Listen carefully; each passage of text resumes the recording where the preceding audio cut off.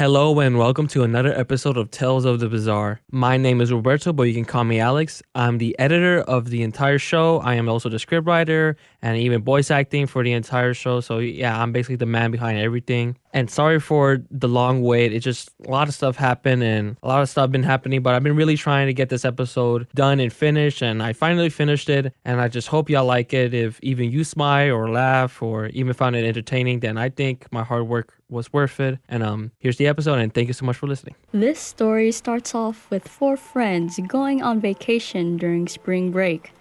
The friends on the trip are Kate, a nerd who is fascinated by nature. She only agreed to go on the trip to study the plants and animals that live near the cabin. Another friend that's there is Jennifer. She's part of the debate team, and she's not afraid to speak her mind. She's a longtime friend of Kate and invited her to go because she thought it would be fun. Then there's Marcus. He's the brother of Jennifer. He didn't want to go on this trip, but his mom forced him to go to make sure his sister was safe. He's mostly calm and doesn't worry too much, but sometimes he can act like a know-it-all. Finally, there's Pablo.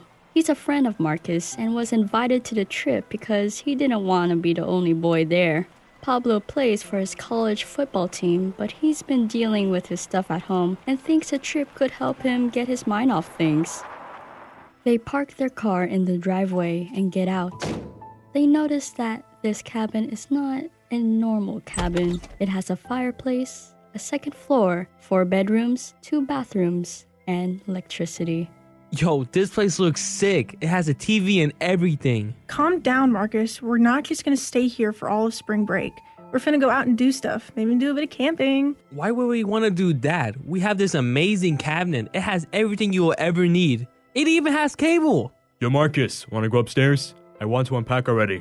Yeah, let's go. I'll be right behind you. Marcus does have a point. This place is really nice. This must have cost you a lot, huh? That's the best part. This place was really cheap. I thought for sure this was a scam, but I'm just so excited to do stuff over the spring break.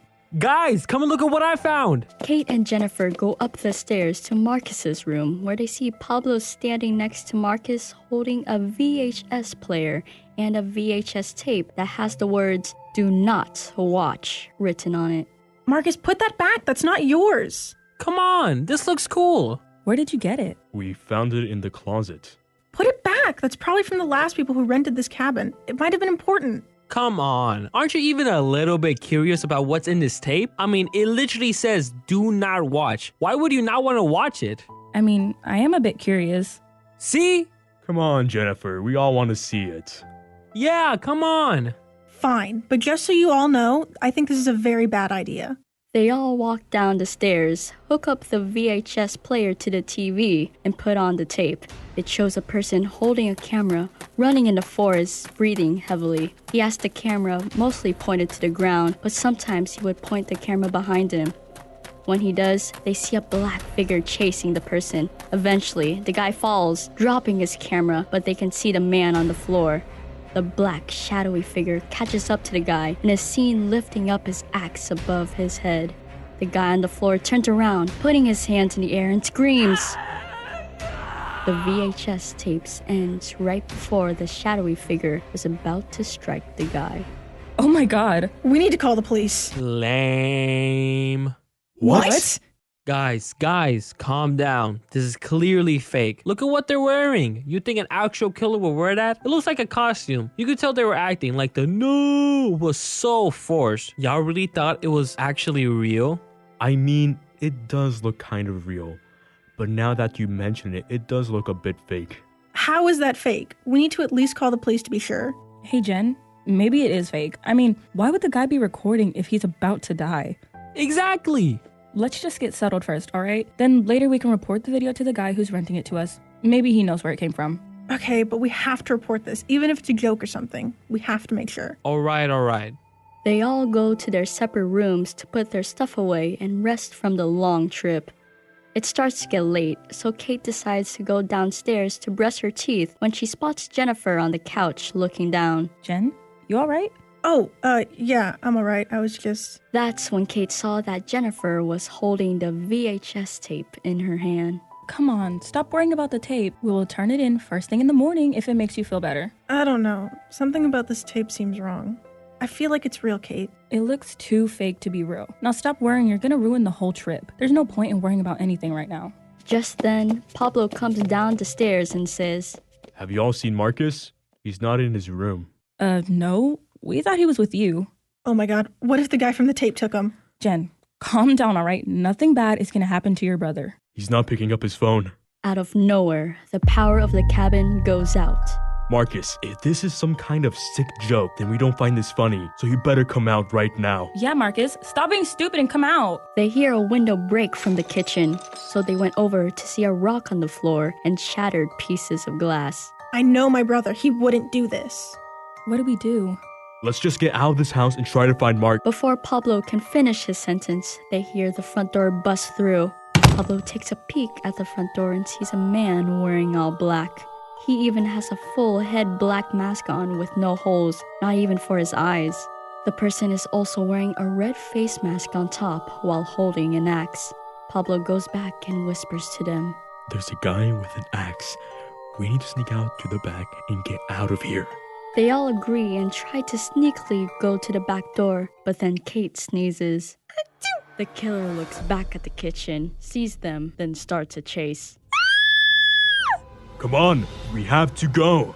They all go through the back, and to stop the killer from following them, Pablo puts a grill on the door. The killer keeps trying to open it, but can't, so he's forced to go through the front door. The friends try to go to the car, but then they saw that the car was missing. What's happened to the car? I don't know. All I want to do is get out. Where's Marcus? Do you think the killer got him? They then spot the killer outside looking for them, so the friends hide behind a dumpster.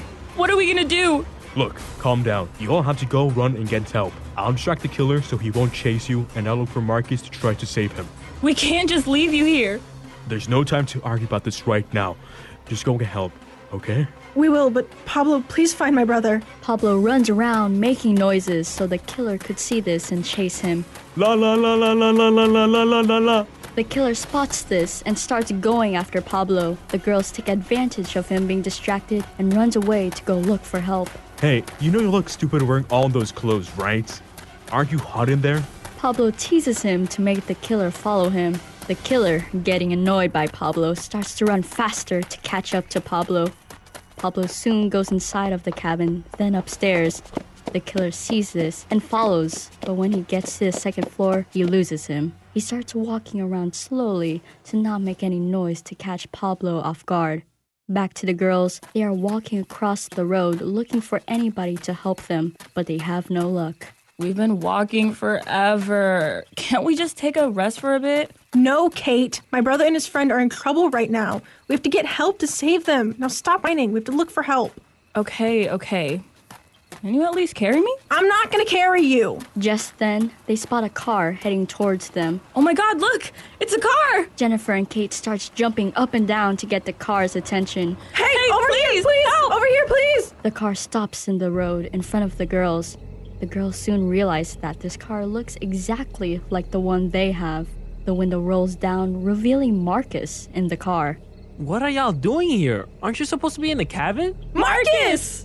Oh my god, we thought you were dead. Dead? Hold up. I just noticed that we had no toilet paper, so I went to get some. Why would y'all think I was dead? We'll tell you on the way back to the cabin. Pablo needs help. Meanwhile, the killer's looking around for Pablo when he spots movement underneath the bed. He slowly walks to it, making as little noise as possible. He looks down, but he sees nothing under the bed. Just then, Pablo goes out of the closet and punches the killer in the face, making him drop his axe and breaking his red mask. Pablo tries to hit him again, but the killer catches his punch and then grabs him by the neck, lifting him up from the ground. He goes out and throws Pablo off the second floor balcony. Pablo lands on the table, breaking it. He tries to get up, but realizes his leg is broken, but he pushes through and limps his way to the front of the house.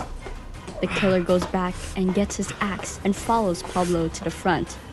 The pain of his broken leg is too much for Pablo to handle, and he falls on the road. He tries to crawl, but it's too late. The killer is already there. Pablo turns around and sees his black head mask. This entire time, the killer has not said one word. The only thing you can hear from him was his hard and heavy breathing. Why are you doing this to us? Where's Marcus? The killer still didn't say anything. He just looks at Pablo in pain and is helpless for what's about to happen next. The killer lifts his axe over his head to get ready to finish off Pablo. Please, no. As he is about to strike, they both hear a car coming from the distance. They both turn to see a car heading directly towards them, going incredibly fast. Pablo, without hesitation, starts to crawl away as fast as he can. But the killer is stuck there like a deer in headlights. Before he can process what's about to happen, it's too late. The car strikes the killer, making him fly in the air. The car then stops, and then the friends get out of the car to check on Pablo. Oh my god, are you okay, Pablo? You're alive? Where were you? Look, that doesn't matter right now. Your leg looks messed up. We need to take you to a hospital right now. I'm so glad you survived, Pablo. Me too. The friends lift up Pablo and put him in the car to take him to the hospital.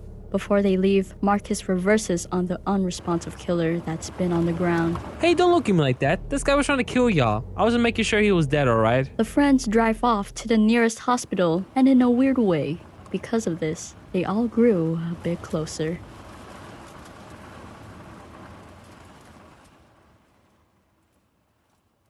And that's it for episode 2 of Tales of the Bizarre, the VHS tape. I just want to say thank you so much for listening. This really took a long time. I really worked hard on it. I really tried to make it the best as I could. I also want to say special thanks to Corel, who plays the narrator, Shakima, who plays Kate, Danny, who plays Jennifer, and Andrew, who plays Pablo. Without any of those people that I mentioned, this episode would not be a possibility. So I just want to say thank you with the bottom of my heart to all those people who helped me make this episode possible. And I'll see all of y'all next time.